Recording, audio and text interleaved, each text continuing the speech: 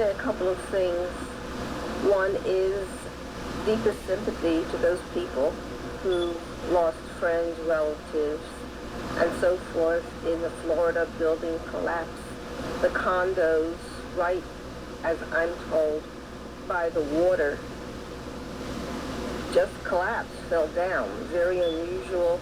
And usually when a building is having problems with stability, infrastructure problems, usually what you'll find is you'll hear popping, beams will pop.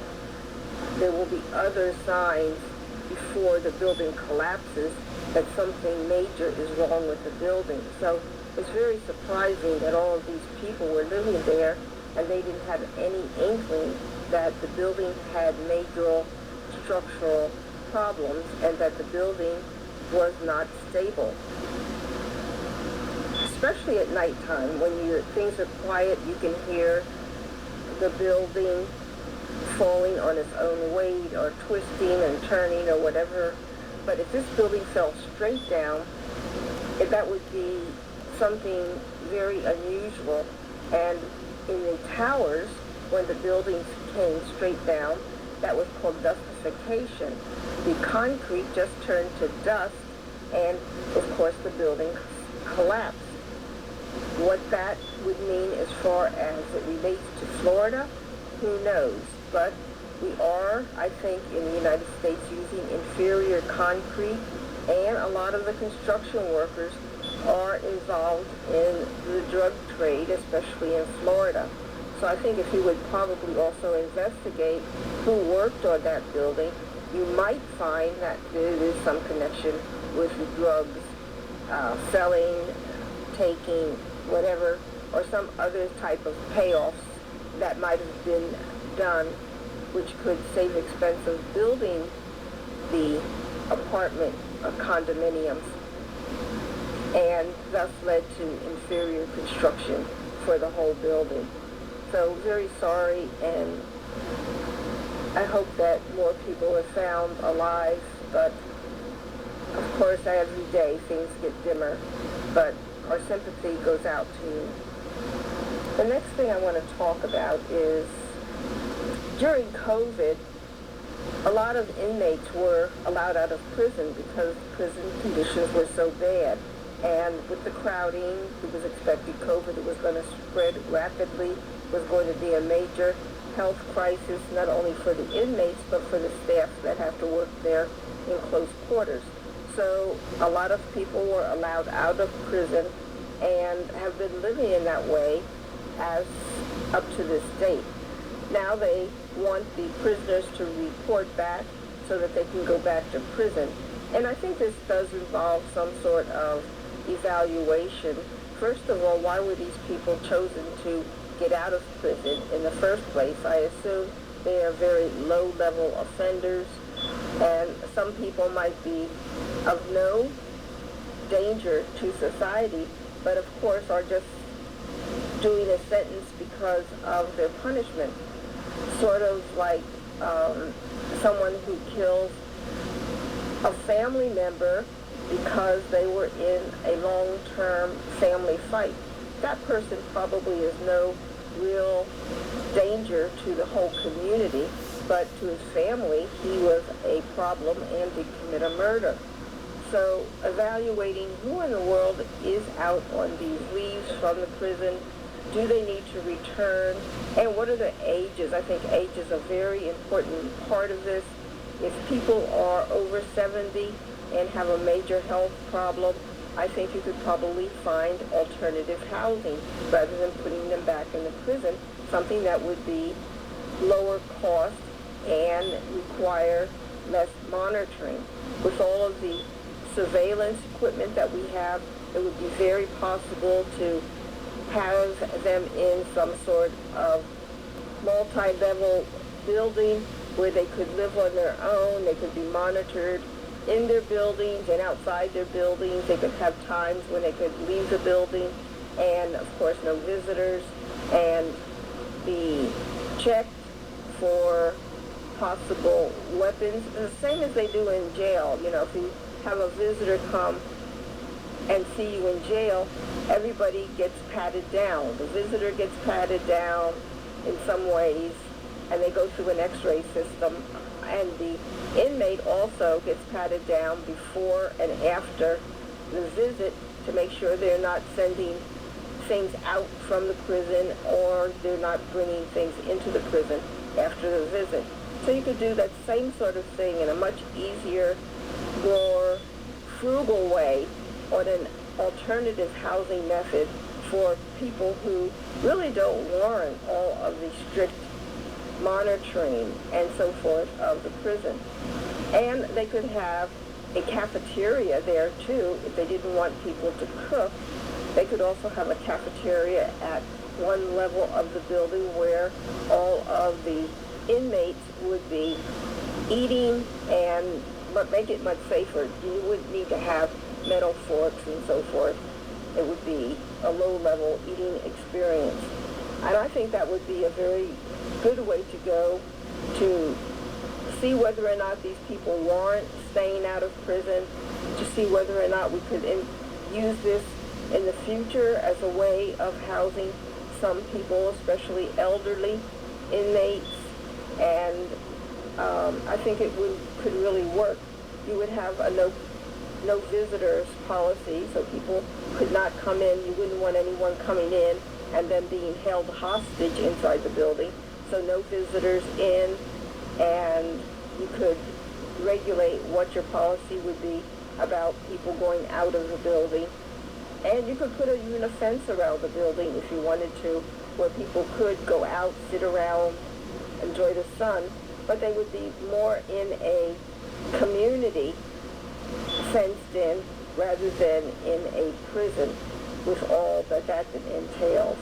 So I think that would be something that we could investigate, and I think that would be a way to transition these people who are out of prison and then reevaluate to make sure that there were no people wrongfully put out of prison who should have stayed in prison, because we all know that the prison system does make a lot of mistakes like that. I do not agree with the Supreme Court ruling that it is okay to have people listed as possible terrorists and drug traffickers without knowing very specifically that they are terrorists or drug traffickers. The Supreme Court ruled that having a person listed as a possible terrorist or drug trafficker was okay, and it only violated your rights if they told somebody, and they equated it to writing a letter with your name on it and accusing you of something and then putting it in the drawer of your house. Well, nobody's going to see it in the drawer of your house, but you put it into a computer system, lots of people are going to have access to it, and lots of people are going to, for whatever reason, draw up the name. And these are going to be, as you know, with credit agencies, it's going to be specific to your address, to your social security number, to your family and relatives, and so forth. So I don't think it was right that the Supreme Court said it was no harm to have you listed as a possible terrorist or drug trafficker. I think it does do a harm, and I think credit reporting agencies have a specific duty to report the stuff in their files. If somebody asks them something, they're going to report what they have in their files, and that will get out. Maybe it didn't happen in the past, but it will come out in the future.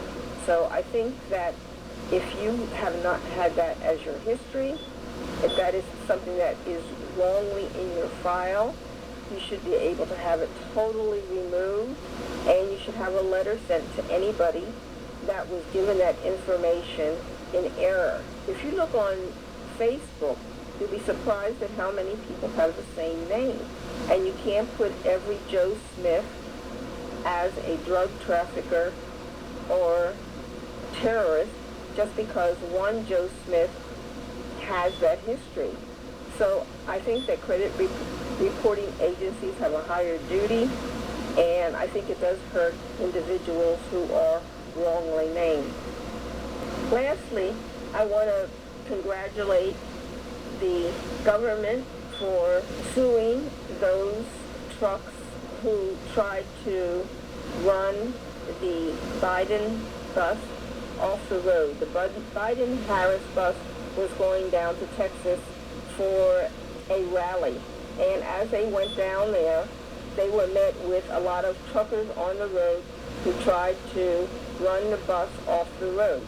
Now, this is totally un-American, and it's a hazard to the road. It's a hazard to all of the truckers. I'm sure if any of those truckers had been injured by the bus, they would have tried to sue Biden-Harris because it was their bus, and they would try to deny that they had any culpability in trying to run the bus off the road. But using the Ku Klux Klan law, they were able to sue that you can't harass people like that. Now, maybe there were minorities on the bus because the Ku Klux Klan law was specifically written to protect minorities who were driving on the highways. It was very common back in the 70s, in the 60s, and possibly even the 80s for people who were racist to try to run minorities off the road, and the police would not help. The police would say, well, they didn't run you off the road. You were not injured, so I can't do anything. That's just too bad for you. But that's not the goal. You don't want to be having to drive into a ditch with your family and your children in the car, and you don't want to be injured or killed because somebody doesn't like the color of your skin or your national origin. So that's the way it used to be. It was common and nobody did anything.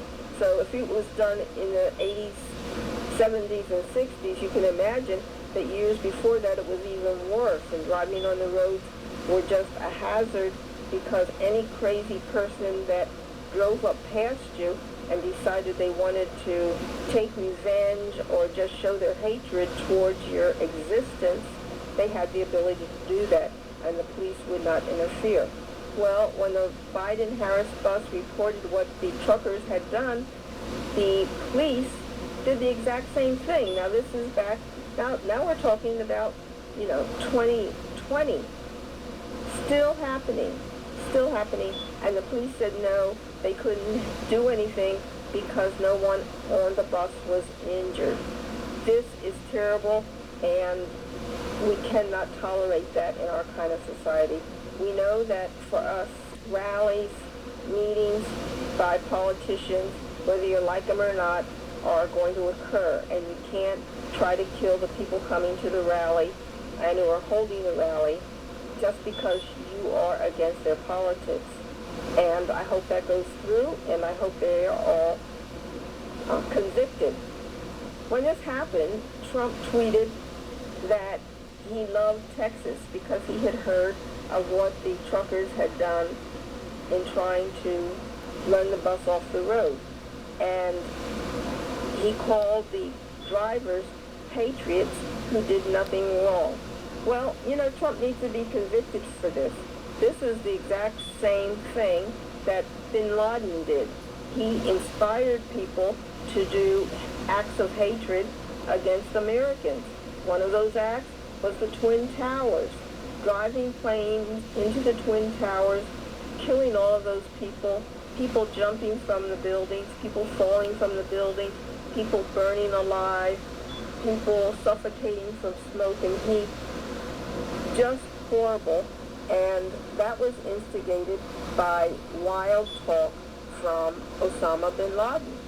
Now, we had troops, we had special ops troops go out, find this man in his home with his wives, and he was killed, and I don't know if the wives were injured or not.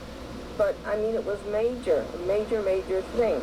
And if we do this to other countries, because they talk loosely and inspire people to do terrorist acts or to do hurtful acts or other such actions, we need to hold our own Americans responsible for doing the same thing. So you can't incite a riot on January 6th or in driving the Biden-Harris bus off the road or in killing somebody, sitting back and saying, this person should be killed, but you don't actually go and kill them. Someone else does it, and then you say, I did nothing wrong. That was, I think, what Charles Manson did. He said he did nothing wrong because the girls had done all the work, and he basically was the inspiration and the source of hate for these people. I don't think the girls had anything against these people, but they were carrying out activities that they were inspired to do by Charles Manson because of his charisma, they said. Well, you know, we held Charles Manson accountable, and he spent many years in prison, and he died in prison. So I think that not only are the truck drivers responsible, but you have to hold Trump responsible also. We killed BinLaden for the exact same type of irresponsible talk, and we can't make exceptions, say it's okay for Americans to do that against Americans, but people outside of America who maybe have reasons to dislike Americans, they can't say things about Americans and have terrorist acts carried out by people who like them. So I support those actions, and I hope the lawsuits go through.